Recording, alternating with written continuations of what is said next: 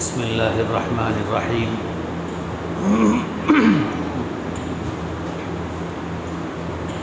نحمده ونصلی ونسلم علی رسولنا الکریم اما بعد۔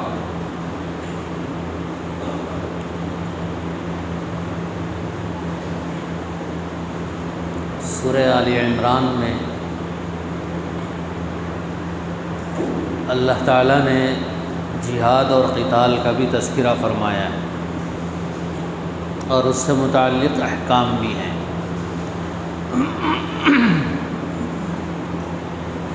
اس زمانے میں اس بات کی زیادہ ضرورت ہے کہ جہاد کس کو کہتے ہیں وہ ہم سمجھیں۔ میڈیا میں، چاہے وہ الیکٹرانک میڈیا ہو، سوشل میڈیا ہو یا کتابوں میں، جہاد کا لفظ آج کل بہت سننے میں آ رہا ہے اور لوگ استعمال بھی کر رہے ہیں، بلکہ یہ لفظ مسلمانوں سے زیادہ اب غیر مسلم کافر یہ حضرات زیادہ اس لفظ کو استعمال کر رہے ہیں۔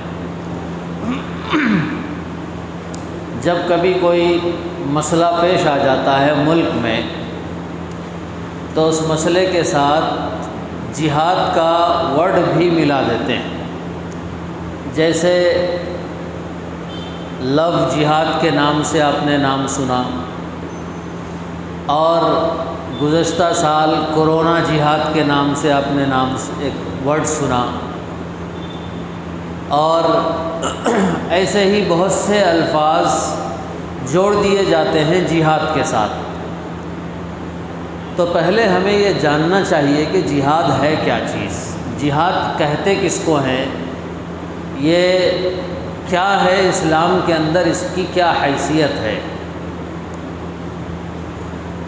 پہلی بات تو یہ ہے کہ اللہ تبارک و تعالیٰ نے جو اصول انسانوں کے لیے بنائے ہیں، جو شریعت بنائی ہے، وہ شریعت اللہ تعالیٰ کی بنائی ہوئی، یہ ہماری اور آپ کی یا کسی اور انسان کی بنائی ہوئی شریعت نہیں ہے۔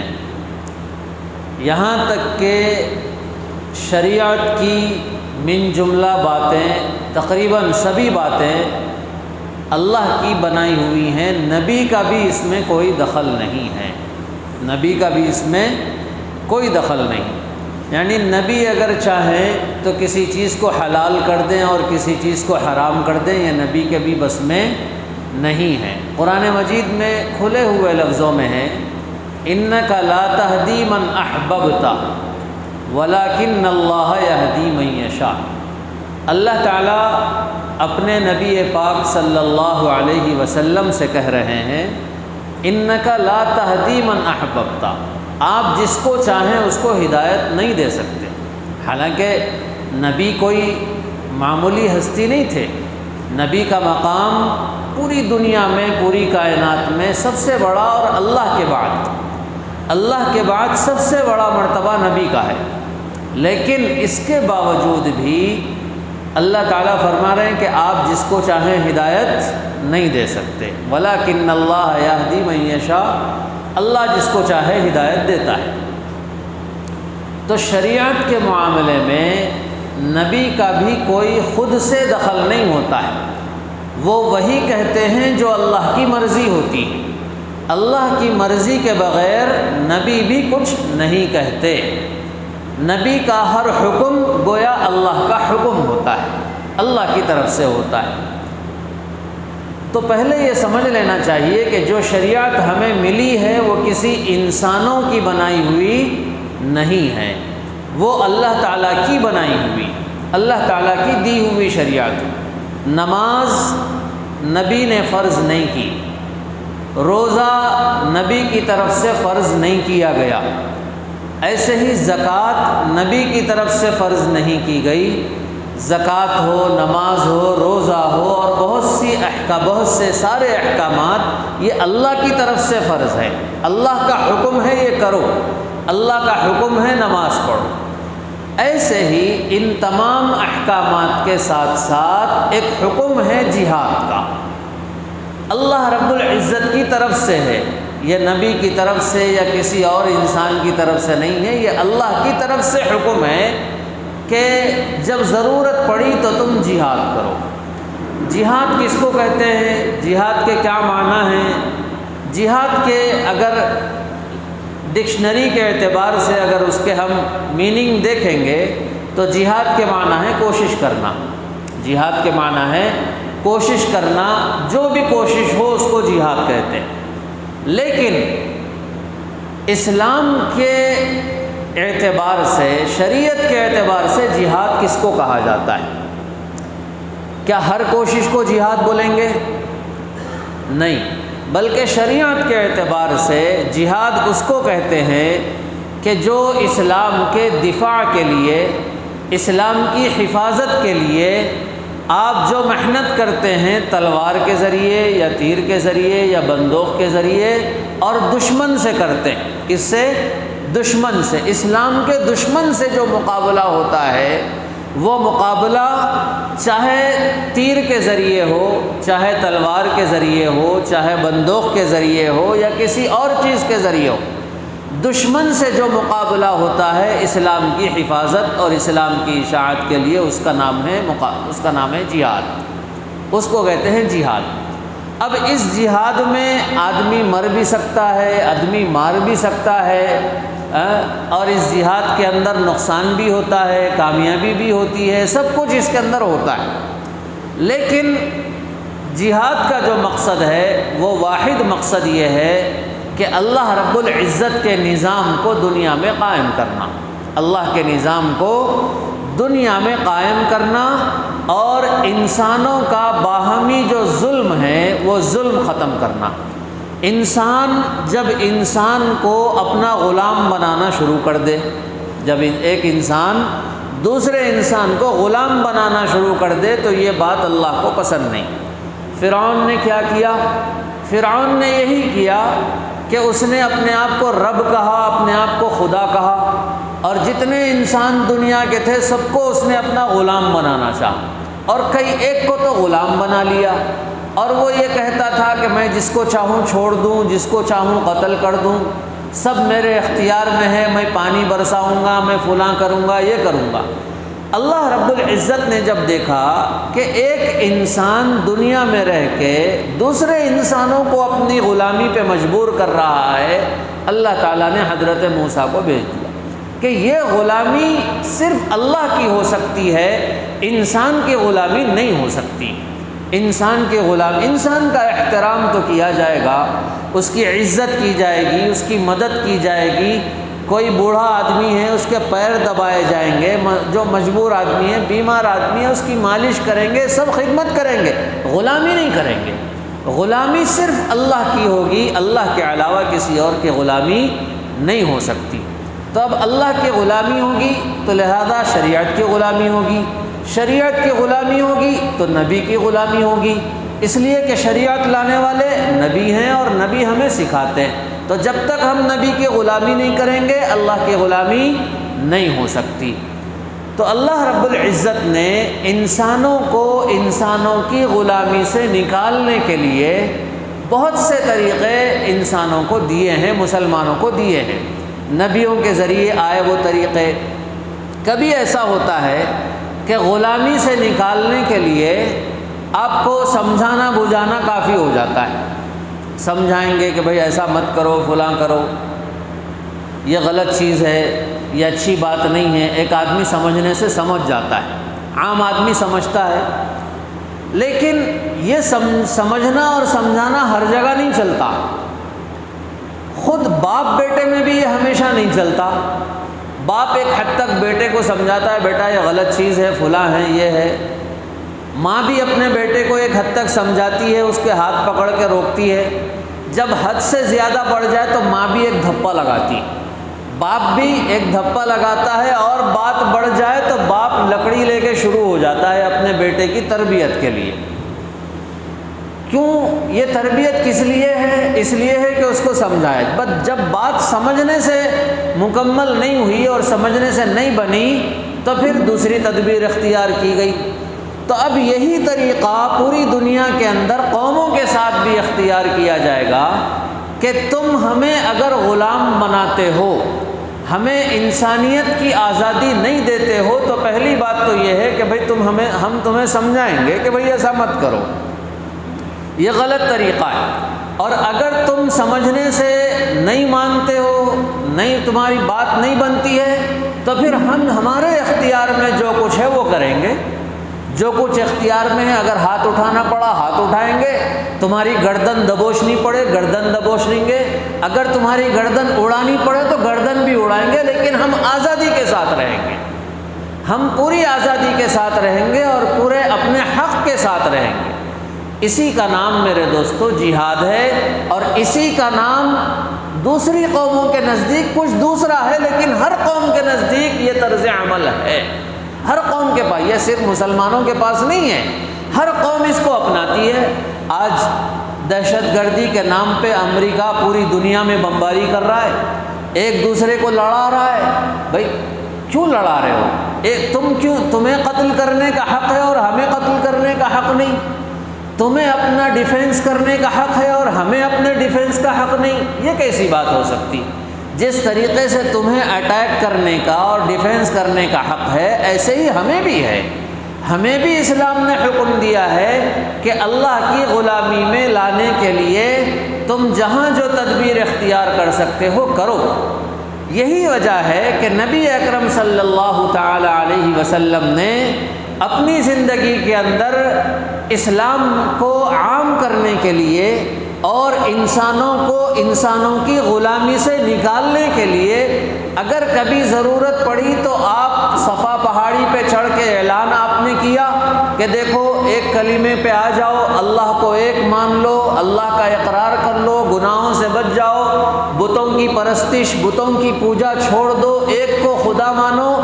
اور ضرورت پڑی تو اسی نبی نے اپنے ہاتھ میں تلوار تھامی، اپنے ہاتھ میں زرہ تھامی، اور خود جو لباس ہوتا ہے، جو جنگی لباس ہوتا ہے اور جو فائر پروف جیکٹ ہوتی ہے، وہ اللہ کے نبی علیہ الصلوۃ والسلام نے پہنی۔ جہاں ضرورت آپ کو پڑی وہ صفا پہاڑی پہ چڑھ گئے، ضرورت پڑی آپ میدان بدر میں کود گئے، ضرورت پڑی آپ میدان احد میں کود گئے، ضرورت پڑی آپ نے خندق کھدوا دی، حالانکہ کھانے کے لیے کچھ نہیں تھا، پیٹ پہ پتھر باندھے ہوئے تھے، بھوک سے تڑپ رہے تھے، ایک ایک لقمے کے لیے صحابہ ترس رہے تھے، لیکن ان کو محسوس ہوا کہ نہیں اب تو تلوار اٹھانی ہے، لہذا آپ صلی اللہ علیہ وسلم نے تلوار اٹھائی۔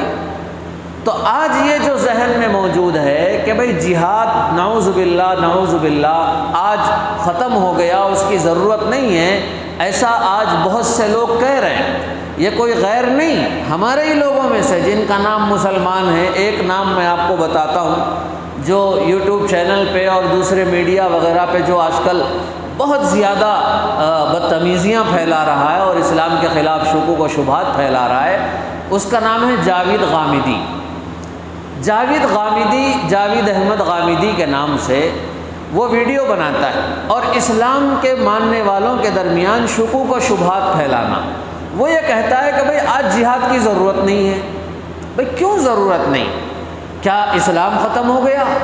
اسلام کبھی ختم نہیں ہو سکتا، قیامت تک رہے گا، اور جب تک اسلام رہے گا جہاد باقی رہے گا۔ الجہاد ماض مذ بعثنی اللہ الی ان یقاتل آخر امتہ الدجال، او کما قال علیہ الصلوۃ والسلام۔ اللہ کے نبی علیہ الصلوۃ والسلام فرما رہے ہیں کہ میری بعثت سے لے کر، یعنی جس وقت سے مجھے نبی بنایا گیا اس وقت سے لے کر جب تک دجال کو میری امت کا آخری فرد ختم نہیں کرے گا، اس وقت تک دنیا میں جہاد باقی رہے گا اور چلتا رہے گا کہیں نہ کہیں۔ اور جہاد کے چلنے کا مقصد میرے دوستو پوری دنیا کی تاریخ اٹھا کے دیکھ لیجئے، دنیا میں اگر الہی نظام لانا ہو، اللہ تعالیٰ کا نظام لانا ہو، تو پھر ہمیشہ بات سمجھانے سے نہیں چلتی ہے۔ اگر سمجھانے سے چلنی ہوتی تو حضور صلی اللہ علیہ وسلم کبھی تلوار نہیں اٹھاتے، کبھی میدان بدر نہیں سجتا، کبھی میدان احد کا میدان، کبھی صحابہ اس میں تشریف نہیں لے جاتے، کبھی جنگیں نہیں ہوتی، کبھی صحابہ شہید نہیں ہوتے۔ یہ ضرورت پڑے گی، اللہ تعالیٰ کو معلوم تھا ضرورت پڑے گی، اور اس کی ابھی بھی ضرورت پڑ سکتی ہے، آگے بھی پڑے گی ضرورت۔ اور آج بتا دیجئے دنیا کے اندر، پوری دنیا میں کوئی ایک اسٹیٹ ایسا بتا دو جہاں 100% اسلام نافذ ہو۔ پوری دنیا میں آپ عرب کنٹریز بھی لے لیجئے، آپ جو مسلم کنٹریز ہیں وہ سارے مسلم کنٹریز لے لیجئے، پورے مسلم کنٹریز کو ملا کر بھی کوئی ایک کنٹری ایسی نہیں ہے جہاں 100% اسلام نافذ ہو، 100% طریقے سے، سوائے چند ان علاقوں کے جہاں افغانستان میں طالبان وغیرہ قابض ہیں، وہاں پہ 100% اسلام انہوں نے قائم کیا ہوا ہے۔ باقی پوری دنیا میں کہیں بھی آپ کو کوئی جگہ ایسی نہیں ملے گی جہاں 100% اسلام قائم۔ عرب مسلم کنٹری ہے، اسلامک کنٹری نہیں ہے، یہ بات یاد رکھیں۔ مسلم کنٹری ہونا الگ ہے، اسلامک کنٹری ہونا الگ ہے۔ اسلامک کنٹری اس کو کہتے ہیں جہاں شریعت کا نظام نافذ ہو، جہاں قرآن کے مطابق فیصلے کیے جاتے ہوں، جہاں قرآن جس کو سچ کہتا ہو وہ سچ مانا جائے، قرآن جس کو غلط کہتا ہے اس کو غلط کہا جائے، اس کو اسلامک کنٹری کہیں گے۔ مسلم کنٹری بہت ہے دنیا کے اندر، بہت ہو چکے ہیں مسلم کنٹریز، لیکن اصل وہ مقصود نہیں ہے۔ اللہ کے نبی علیہ السلام نے مسلم کنٹری نہیں بنائی تھی، اسلامک کنٹری بنائی تھی۔ مدینہ کی جو ریاست تھی وہ اسلامک ریاست، اسلامک اسٹیٹ تھا، وہ اسلامک اسٹیٹ۔ وہاں پہ کوئی شخص اللہ کی عدالت سے بچا ہوا نہیں تھا۔ حضور صلی اللہ علیہ وسلم نے فرمایا اگر فاطمہ بنت محمد بھی چوری کرے گی تو اس کو بھی سزا ملے گی۔ یہ نظام تھا مدینہ کی ریاست میں۔ کیا آج ہے دنیا میں کہیں ایسا نظام؟ خود مدینہ میں آج ہے ایسا نظام؟ کیا عرب کنٹریز میں ایسا نظام ہے؟ کہیں نہیں ہے ایسا نظام۔ تو پھر کیسے کہا جائے کہ بھائی جہاد ختم ہو گیا؟ جہاد کبھی ختم نہیں ہو سکتا، اس کی صورتیں بدلتی رہتی ہیں، جہاں جس کو جیسا موقع ملے گا اس کو جہاد کرتے رہنا پڑے گا۔ جیسے اس کی آپ کو مثال دوں، ابھی کچھ دنوں پہلے، کچھ مہینوں پہلے یا ایک سال پہلے دلی کے اندر شاہین باغ سجا تھا، وہاں پہ CAA کے خلاف لوگوں نے آواز اٹھائی، لوگ بیٹھے، لوگ زخمی ہوئے، نہ جانے کیا کیا ہوا۔ وہ لوگ کیوں آئے تھے میدان میں؟ ان کے آنے کا مقصد صرف یہ تھا کہ ہمیں آزادی چاہیے، ہم تمہاری غلامی اختیار نہیں کریں گے، تم چاہے کانسٹیٹیوشن کے طریقے سے آؤ، تم چاہے سپریم کورٹ کے طریقے سے آؤ، لیکن ہمیں غلامی پسند نہیں، ہمیں غلامی قبول نہیں ہے، ہم آزادی سے جینا چاہتے ہیں، ہم تمہیں مجبور نہیں کریں گے، ہم تمہارے خلاف کوئی سازش نہیں کریں گے، لیکن ہماری سازش نہیں چھینی جائے گی۔ اب وہ جو موومنٹ تھا، وہ جو تحریک تھی، وہ بھی تحریک ایک جہاد کی تحریک تھی، اور ایسی اور بھی تحریکوں کی ضرورت ہے، اور ضرورت پڑتی رہے گی، اور اس میں شامل ہونا پڑے گا۔ ایسا نہیں ہے کہ بھائی چلو ہم نماز پڑھ رہے ہیں تو ہو گیا، ہماری مسلمانی اتنی ہے، یہ نہیں چلے گا۔ نبی کریم صلی اللہ علیہ وسلم پوری زندگی میں جہاد کے لیے، پوری زندگی میں حج کے لیے ایک مرتبہ تشریف لے گئے۔ پوری زندگی میں حج کا سفر اللہ کے نبی نے ایک مرتبہ کیا، اور جہاد کا سفر کتنے بار کیا؟ 11 بار، بلکہ اس سے بھی زیادہ بار اللہ کے نبی نے جہاد کا سفر کیا ہے۔ کیا وجہ تھی؟ کیا اللہ کے نبی نعوذ باللہ صحابہ کو قتل ہونے کے لیے بھیج رہے تھے؟ اور ایسے وقت میں جب کہ صحابہ کے پاس کچھ بھی نہیں تھا، نبی کے پاس بھی کچھ بھی نہیں تھا، پہننے کے لیے ان کے پاس بلٹ پروف جیکٹ نہیں تھی اس زمانے کے لحاظ سے، لیکن پھر بھی وہ نکلے میدان میں، کیونکہ ہے اس کی ضرورت۔ خلافت قائم ہوگی اسی بنیاد پہ، اسی بنیاد پہ قائم ہو سکتی ہے، کسی اور بنیاد پہ قائم نہیں ہو۔ اسلام عام ہو سکتا ہے بغیر تلوار کے، یہ بات یاد رکھ لیجئے۔ اسلام کا عام ہونا الگ ہے اور اسلام کا نافذ ہونا الگ ہے۔ اسلام عام ہو جائے گا، کہیں بھی کوئی بھی اسلام قبول کر سکتا ہے، ٹھیک ہے، اور قبول کر رہے، ٹھیک ہے، ہم اس کو اچھی بات کہتے ہیں، لیکن صرف اسلام کا عام ہونا یہ مقصد نہیں ہے اللہ رب العزت کا۔ اسلام نافذ ہونا، ہماری زندگیوں میں آنا، ہمارے کورٹ میں اسلام آنا، ہمارے فیصلوں میں اسلام آنا، ہمارے بھائی چارگی میں اسلام آنا، ہمارے اور کوئی سزا دے رہا ہو سزا بھی اسلام کے مطابق، یہ ساری ہمارے تجارت میں اسلام آنا، یہ ساری چیزوں میں اسلام آنا، یہ اسلام کا مقصد ہے۔ اسی لیے قرآن نازل کیا گیا ہے۔ قرآن میں صرف نماز روزے کا تذکرہ نہیں ہے کہ بھئی نماز پڑھو، روزہ رکھو، تیمم کیسا کرنا ہے، فلاں کرنا ہے۔ اسلام قرآن میں اللہ تعالیٰ نے جہاد کا بھی حکم دیا ہے۔ اذن للذین یقاتلون بانہم ظلموا، جب ظلم بڑھ جائے حد سے تو پھر تمہیں اب پرواہ نہیں کرنی چاہیے جانوں کی۔ اگر تم جانوں کی پرواہ کر کے خاموش بیٹھ گئے کہ بھئی ہم قتل ہو گئے تو کیا ہوگا، ٹھیک ہے، اگر ایسے ہی سوچ کے خاموش بیٹھ جائیں گے تو تمہاری نسل ختم ہوگی۔ اگر تم ختم نہیں ہونا چاہتے تو پھر تم اپنی نسل کو ختم کرنے کے لیے تیار۔ آج 2 آدمی اگر قتل ہوتے ہیں، شہید ہوتے ہیں، تو پھر ان دونوں کی شہادت کی وجہ سے کل کے دن 10-20 افراد کی شہادت بچ جائے گی، ان کی جان بچ جائے گی۔ یہی تو اصل چیز ہے جو اسلام سکھاتا ہے۔ اور اسلام کا ایک بنیادی ہدف یہ ہے اور بنیادی عقیدہ اسلام یہ سکھاتا ہے کہ مرنے کو، یہاں سے یعنی دنیا سے جانے کو ہم مرنا کہتے ہیں، اسلام اس کو مرنا نہیں کہتا ہے، اسلام اس کو زندگی کہتا ہے۔ یہ تو اصل زندگی ہے جو مرنے کے بعد شروع ہوتی ہے، اصل زندگی تو مرنے کے بعد شروع ہوتی ہے۔ آج ہم ڈرے ہوئے ہیں، مر گئے تو کیا ہوگا، ہمارے بیوی بچوں کا کیا ہوگا، ہمیں کون پالے گا، بیوی بچوں کو کون دیکھے گا۔ میرے دوستو، ہمارے ایمان کے کمزور ہونے کی علامت ہے یہ، ہمارے ایمان۔